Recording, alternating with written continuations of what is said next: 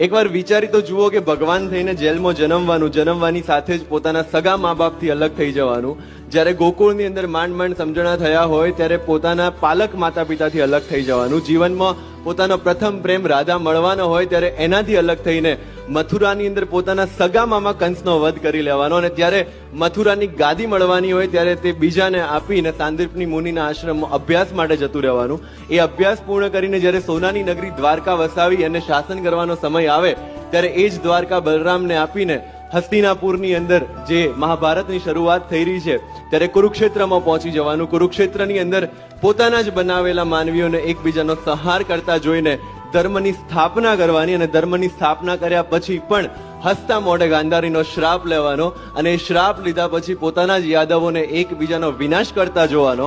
અને છેલ્લે પોતે ભગવાન હોવા છતાં પણ એક પારધીના તીરથી સામાન્ય માણસની જેમ મૃત્યુને પ્રાપ્ત કરવાનો, અને છતાં પણ આપણને જો કૃષ્ણ વિષાદ યોગ ના મળતો હોય તો જ એ જ સફળ છે પુરુષમાંથી પૂર્ણ પુરુષોત્તમ થવા.